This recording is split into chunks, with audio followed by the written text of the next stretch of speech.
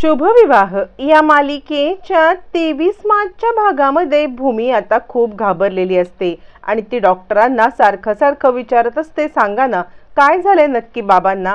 यावर ती डॉक्टर सांगतात, कसं आहे ऑलरेडी त्यांची अवस्था तुम्हाला माहिती आहे, त्यांची अवस्थेमध्ये आत्ता ते पडल्यामुळे त्यांची अवस्था नाजूक झाली।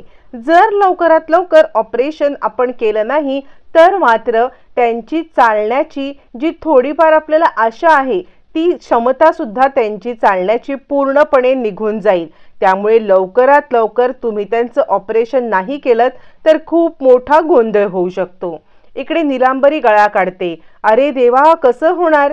त्यावर ती भूमी सांगते, ऑपरेशन आपल्याला कधीपर्यंत करायला पाहिजे। डॉक्टर सांगतात लवकरात लवकर ऑपरेशन कराल तितकं चांगलं आहे, पण तुम्हाला एक गोष्ट सांगतो, ऑपरेशनला उशीर केला तर चालण्याची क्षमता पूर्णपणे नील होऊन जाईल।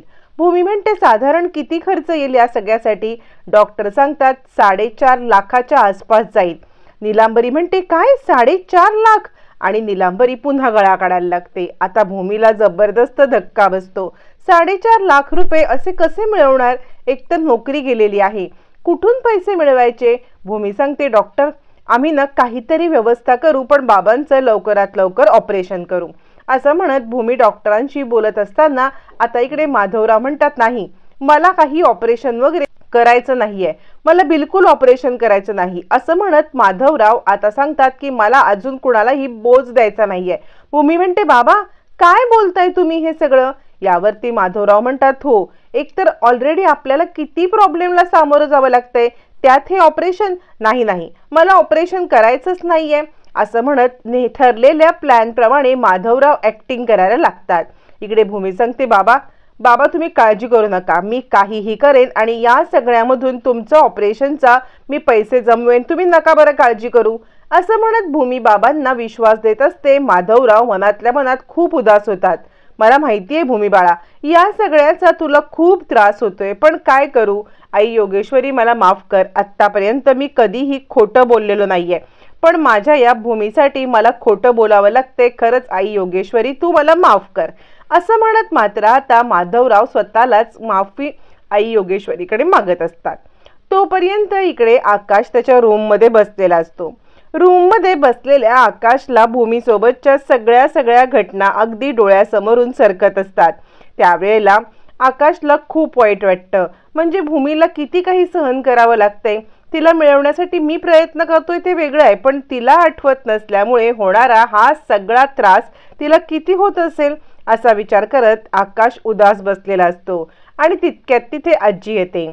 आजी म्हणते, काय रे आकाश काय चाललंय, म्हणजे मला न माधवरावांचा फोन आला होता, ठरल्या प्लॅन प्रमाणे तिकडे सगळ्या गोष्टी चालू आहेत।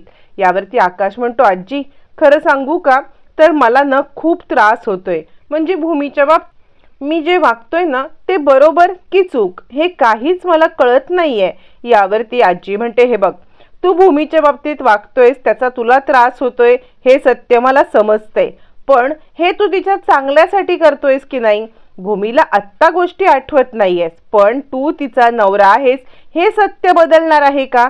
त्यामुळे तू तिच्यासाठी जे करतोयस ते चांगलंच आहे, तिची स्मृती परत येण्यासाठी किंवा तिने तुला नवरा म्हणून स्वीकार करून या घरात कायमचं येण्यासाठी तू करतोयस की नाही। मग मनामध्ये कोणतीही गिल्ट ठेवू नकोस, मनामध्ये कोणतीही गिल्ट न ठेवता तू हे सगळं कर, कारण तू चांगल्यासाठी करतोयस। कधी कधी चांगल्या गोष्टींसाठी काही आपल्याला खोटं बोलावं किंवा वाईट करावं लागत असेल, चुकीचं करावं लागत असेल तरी सुद्धा मागे हटू नये, कारण भूमीच्या भल्यासाठी तू हे करतोयस ना, आता मागे हटायचं नाही।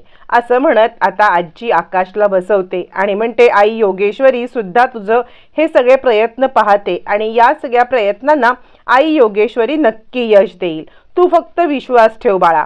असं म्हणत आजी आकाशला समजवते की तो जे काही करतोय त्यात काहीच चुकीचं नाही, भूमीला जरी त्रास झाला तरी तो तिच्या भल्याचा त्रास आहे हे सांगून आजी आता आकाशला समजवत असते। आजी सांगते, आणि ज्या क्षणाला भूमी या घरामध्ये येईल त्या क्षणाला हे सगळं पुसून जाईल, तुला त्या क्षणाला अजिबात हे आठवणार सुद्धा नाही.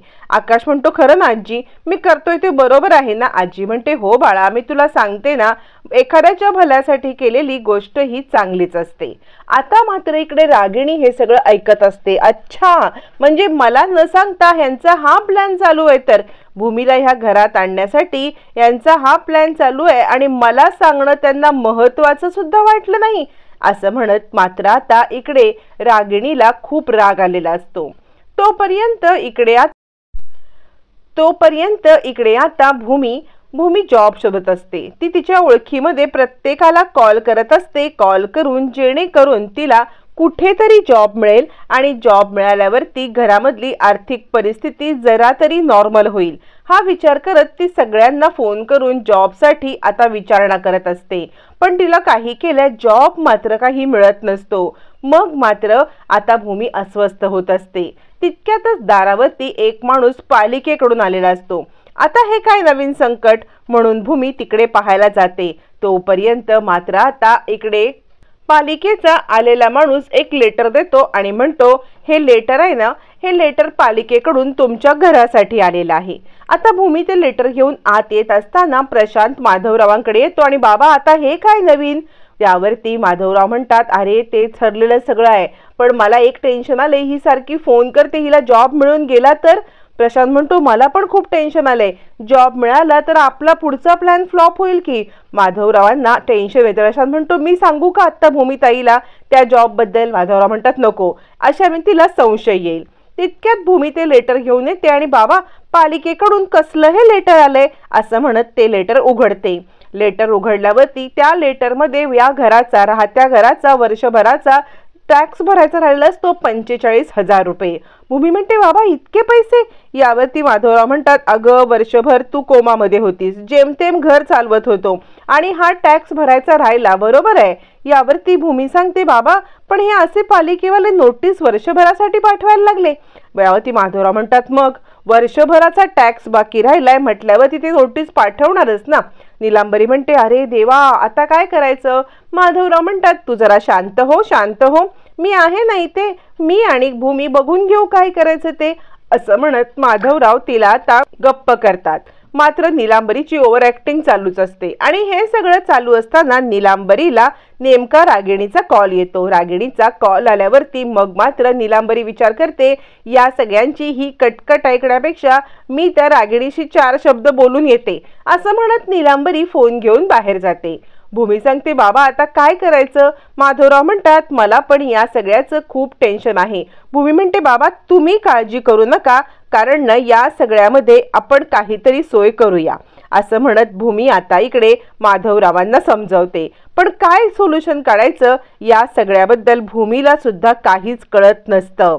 आता या सगळ्यामध्ये माधवराव स्वतःलाच माफ करू शकत नाहीत. ते विचार करतात, भूमी खरंच मला माफ कर, म्हणजे मी तुला खूप दुःख देतोय, तुला या सगळ्यामध्ये खूप त्रास होत असेल मला माहिती आहे, पण काय करू? या सगळ्यामध्ये जर तुला बाहेर काढायचं असेल, जर तुला आकाशरावांच्या जवळ न्यायचं असेल तर मला हे करावंच लागतंय. प्रशांत म्हणतो, ताई आपण एक काम करूया का, आपण पालिकेमध्ये जाऊया? माधवराव म्हणतात, नको, ते लेटर माझ्याकडे दे, माझ्या ओळखीचं कोणी निघालं तर मी बघतो, असं म्हणत माधवराव ते लेटर भूमीकडून काढून घेतात, कारण ते लेटर फ्रॉड असतं. तोपर्यंत रागिणीचा नीलांबरीला कॉल येतो आणि काय हो, तुम्हाला सुद्धा मला सांगावंसं वाटलं नाही का की या घरामध्ये काय चाललंय ते? आकाश आणि भूमी यांना एकत्र आणण्यासाठी, म्हणजे भूमीला या घरात आणण्यासाठी इतकं मोठं कारस्थान चाललंय, तुम्ही पण मला कळवलं नाहीत. नीलांबरी म्हणते, कसं आहे ना, मी तुम्हाला कळवलं असतं तर तुम्ही हे थांबवलं असतं आणि मग माझ्या घरच्यांचा संशय माझ्यावरती आला असता. तुमचं कसं आहे, तुमच्यावरती कोणी संशय घेणारं नाहीये, पण माझ्याकडे तसं नाहीये ना, माझ्या घरात माझ्यावरतीच संशय घेतील. यावरती रागिणी म्हणते, ते सगळं सोडा, आता पुढे काय करायचं ते मी तुम्हाला सांगते.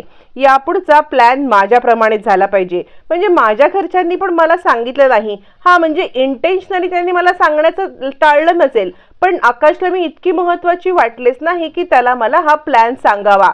पण आता मी प्यादी हलवणार आणि डाव मी बदलणार, त्यासाठी तुमची मदत हवी.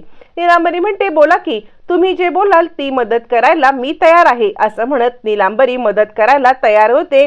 मग मात्र आता रागिणी तिला प्लॅन सांगते आणि म्हणते, समजलं, ज्याप्रमाणे मी सांगितलंय तसंच सगळं व्हायला पाहिजे. आता मात्र इकडे भूमी सांगते, बाबा काळजी करू नका, मी ना जॉब शोधते, काहीतरी पैशाची व्यवस्था होईल. माधवराव म्हणतात, इतक्या कमी वेळेमध्ये कसं काय होणार सगळं? असं हे सगळं बोलणं चालू असताना प्लॅन प्रमाणे मानसीचा भूमीला कॉल येतो. भूमी म्हणते, बोल ना मनू, काही प्रॉब्लेम आहे का तिकडे? मानसी म्हणते, मी आजींचा निरोप देण्यासाठी तुला कॉल केलाय, आजीने तुला इकडे भेटायला बोलवलंय. यावरती भूमी म्हणते, आजींनी? अगं काय काम आहे तू सांग ना, कारण खरं सांगू का तर मी जॉबच्या शोधामध्ये आहे. त्यावरती मात्र आता मानसी म्हणते, ताई असं काय करतेस?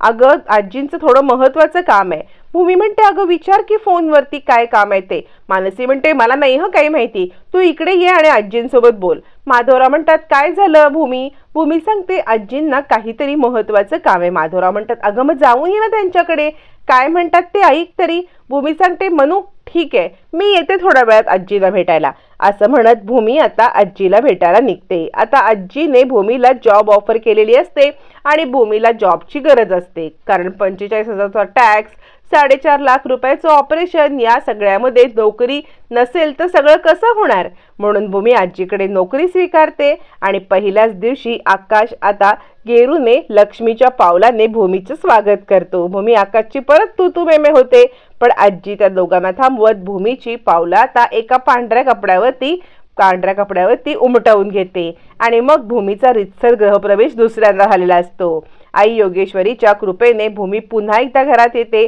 आकाश ते फडकं आपल्याकडे ठेवतो. आई योगेश्वरी, तुझी मोठी नातसून आलेली आहे, तिला ह्या घरातून कधीच जाऊ देऊ नको म्हणत योगेश्वरी आईला साकडं घालतो. आकाशचं हे साकडं पूर्ण होणार का?